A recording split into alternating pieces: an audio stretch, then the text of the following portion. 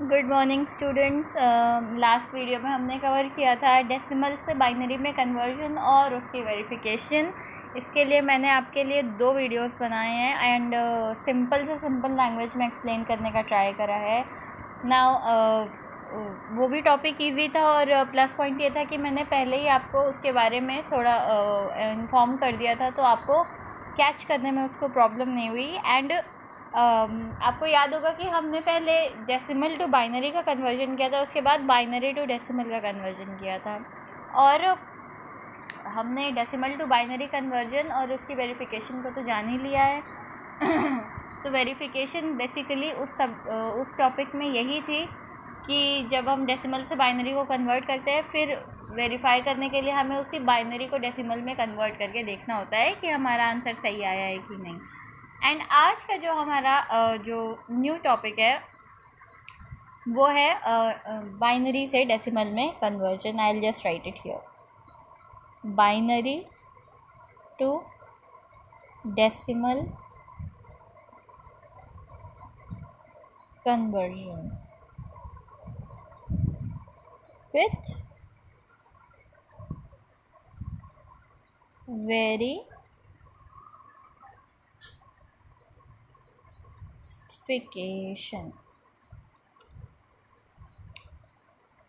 तो बाइनरी हमारा हो गया बेस 2, बेस या रेडिक्स 2 वाला, यानी कि इसमें 0 और 1 का फॉर्मेट होता है। यही दोनों नंबर्स होने की वजह से इसको बेस या रेडिक्स जो हमने दिया वो 2 है।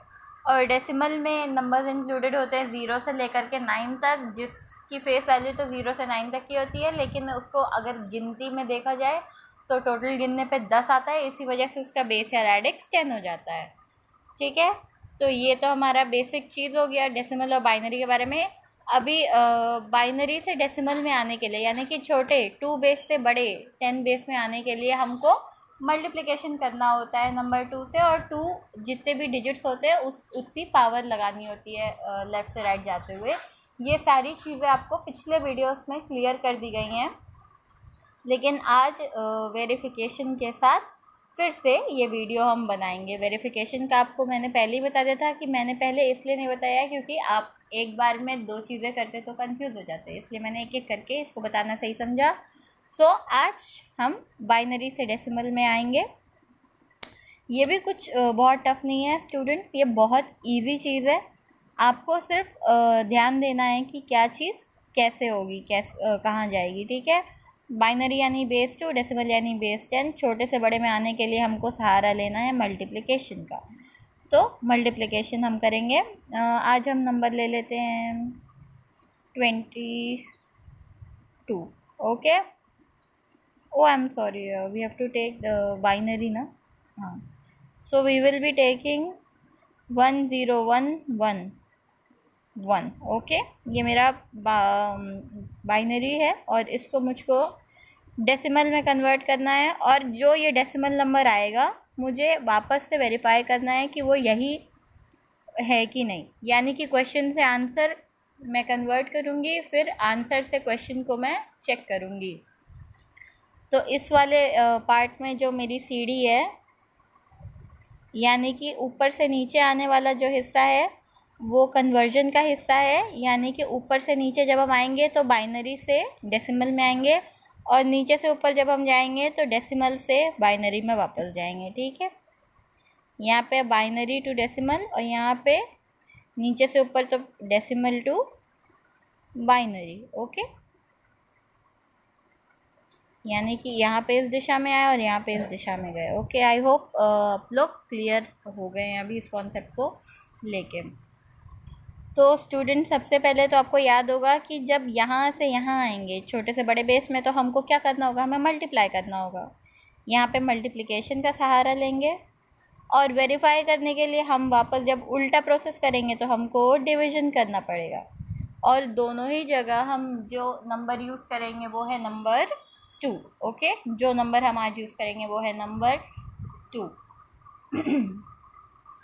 सो पहले तो हम लोग को ये ढूंढना पड़ेगा कि आंसर क्या है, यानी कि बेस 10 में इसका क्या नंबर आएगा। उसके बिना हम कहीं से वेरीफाई कर ही नहीं सकते। ओके, तो पहले हम इसको पहला स्टेप तो यही है कि हमको ये जो ब्रैकेट के अंदर के नंबर्स हैं इसको दूर दूर करके लिख देना है। तो 1 0 1 1 1, ओके। और क्योंकि मुझको इस नंबर को कन्वर्ट करना है बेस 10 में, बेस 10 में जाने के लिए मेरे पास जो नंबर है वो बेस 2 का है, तो मुझको मल्टीप्लाई किससे करना होगा? 2 से मल्टीप्लाई करना होगा। तो पहले हर डिजिट के नीचे 2 2 2 2 2 लिख दिया, ओके। अब ये हमने हर डिजिट के नीचे, हर डिजिट को उसका अपना पर्सनल 2 दे दिया है हमने, ठीक है। अब यहाँ से हमको क्या करना है, हमको राइट से लेकर के लेफ्ट तक में मूव करना है और हमको पावर लगा देनी है 2 को, उसकी पावर लगा देनी है। ये रेलगाड़ी है 2 की और ये रेलगाड़ी जा रही है लेफ़्ट से राइट की तरफ, और हर गाड़ी हर डब्बे में कितने पैसेंजर्स बैठेंगे ये हम अभी डिसाइड करेंगे। हर पैसेंजर एक एक नंबर से बढ़ता जाएगा। यहाँ पे पैसेंजर नंबर 0, पैसेंजर नंबर 1, फिर 2 3 4, सॉरी 4, ओके। तो देखो यहाँ पे 0 से शुरू किया, एक स्टेप आगे गए तो 1 बढ़ गया, फिर एक स्टेप आगे गए तो 1 बढ़ गया, फिर एक स्टेप आगे गए तो 1 बढ़ गया, और लास्ट स्टेप आते आते एक और बढ़ गया। तो टोटल हमारी जो पावर थी वो 0 से लेकर के 4 तक आई। देखो 0 1 2 3 4, ये कटा हुआ है बेटा, okay. Do not pay attention to this I just cut it, okay. तो आपको ये समझ आया ना? पहले तो ब्रैकेट के अंदर के नंबर्स जो हैं जैसे इनको वैसे ही फैला दो, 1 0 1 1 1 1 0 1 1 1, सबको दूर दूर कर दिया। और हर जो ब्रैकेट का नंबर है जब दूर दूर लिख दिया तो हर नंबर को उसका अपना पर्सनल 2 दे दो। ये 2 दिया, ये 2 दिया, ये 2 दिया, ये 2 दिया, ये 2 दिया, ठीक है। तो और इन नंबर्स ये जो 2 2 2 2 हमने लिखा है इसके ऊपर हमें पावर लगानी होगी। हम लगाना 0 से शुरू करते हैं और जैसे जैसे हम लेफ़्ट साइड की तरफ बढ़ते हैं हमारी पावर भी बढ़ती जाती है, ठीक है। 0, फिर 1 2 3 4, 4 तक हम पहुंच गए, यानी कि ये वाला स्टेप यहीं पे ख़त्म हो गया। अब हमको इसको सिंपल फॉर्म में लिख देना है, सिंपल फॉर्म में लिख देना है, यानी कि 1 × 2 to the power 4 plus 0 × 2 to the power 3। इसको लिखो ना लिखो बराबर है क्योंकि इसका रिजल्ट 0 ही आएगा। फिर भी इक्वेशन बनाने के लिए आपको मेंशन करना ज़रूरी है, ठीक है। Into 2 to the power 3 plus 1 × 2 to the power 2 plus 1 × 2 to the power 1, यहाँ लिख देती हूँ, plus 1 × 2 to the power 0, 1 × 2 to the power 0, okay. आप इसको सिंपल मल्टीप्लाई, आपको याद है कि मैंने आपको एक पीडीएफ में भेजा है कि 2 को नंबर बहुत बार मल्टीप्लाई करने पर कितनी बार मल्टीप्लाई करने पर क्या प्रोडक्ट आएगा, इसके लिए एक पीडीएफ आपको भेजी है, तो आपने देखा होगा। अब इसको हम लोग अच्छे से स्प्लिट करके 1 × 2 × 2 × 2 × 2, यहाँ पे हमने 4 बार 2 लिखा है। 4 बार 2 हमने क्यों लिखा है? क्योंकि यहाँ 2 to the power 4 लिखा था। इस नंबर यानी कि 2 के ऊपर जितनी बड़ी पावर होगी हमको 2 को उतनी बार लिखना पड़ेगा। आई होप ये सब बातें अभी आपको क्लियर हो गई होंगी क्योंकि हम लोग काफ़ी टाइम से ये चीज़ कर रहे हैं। 2 to the power 4 का मतलब हो गया 2 को 4 टाइम्स यहाँ पे हमको मेंशन करना है। तो 1 बार 2, 2 बार 2, 3 बार 2, 4 बार 2। अब ये एक लाइन कवर हो गई तो मैं नेक्स्ट इक्वेशन नीचे लिखूँगी। स्टूडेंट्स, आपको मैंने बताया था कि 0 × आप किसी भी नंबर को कर दोगे तो उसका प्रोडक्ट 0 ही आएगा। आप उसको कैलकुलेट करो या ना करो बराबर है। फिर भी मैं हर वीडियो में आपके लिए कैलकुलेट कर देती हूँ, तो मैं यहाँ पे भी लिख दूँगी, लेकिन इसको आप कैलकुलेट ना ही करिएगा क्योंकि ये सिर्फ टाइम टेकिंग होता है।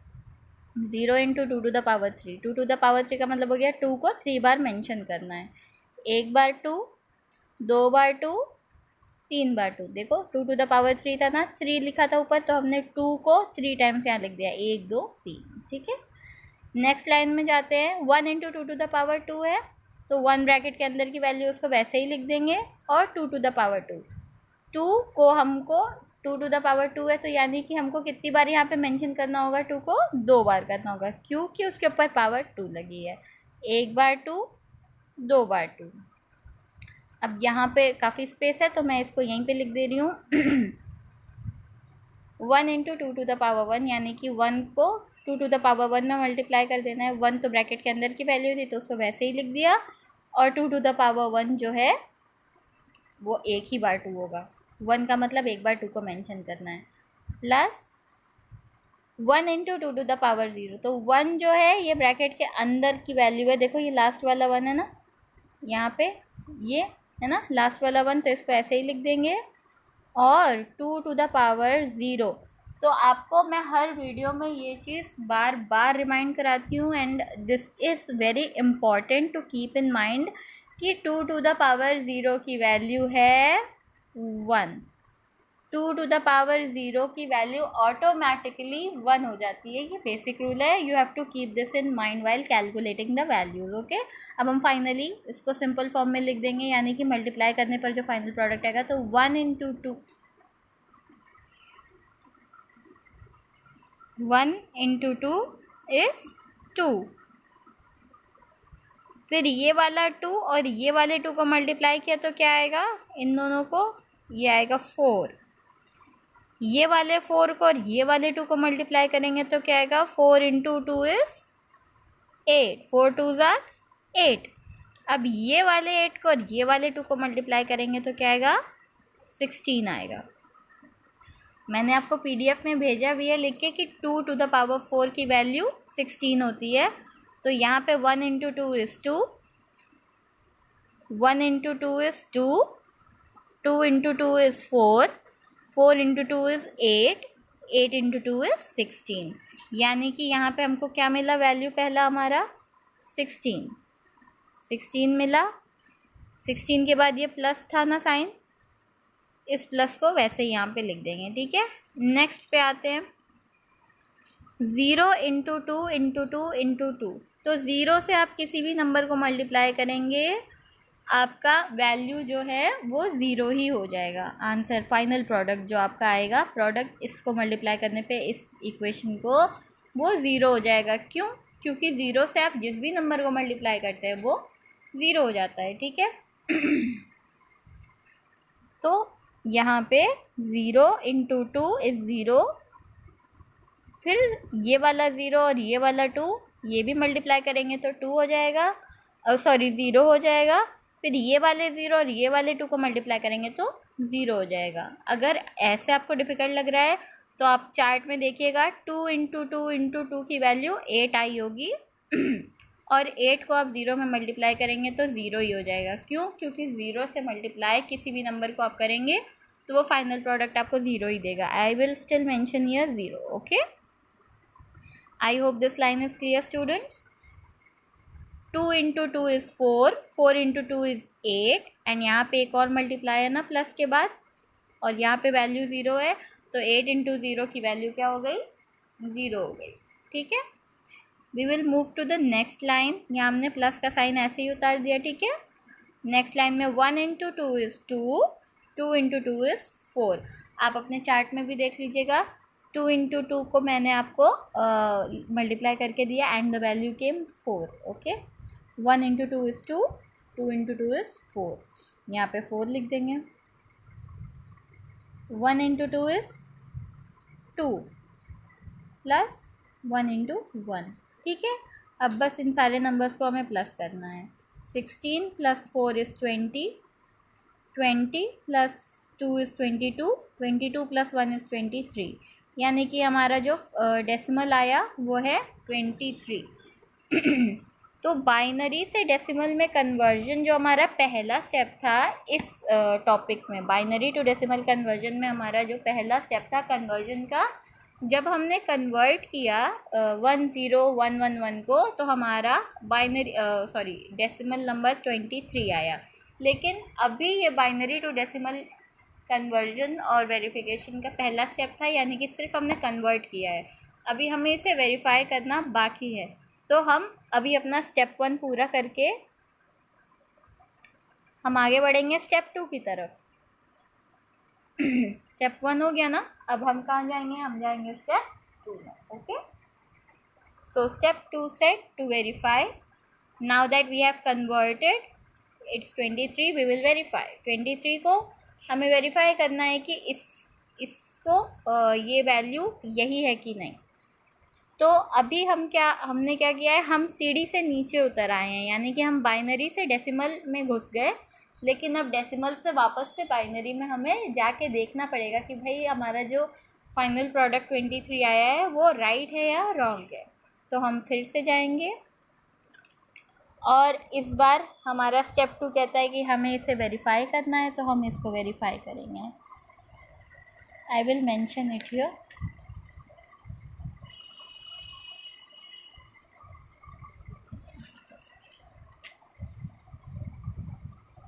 verify if 23 is 10111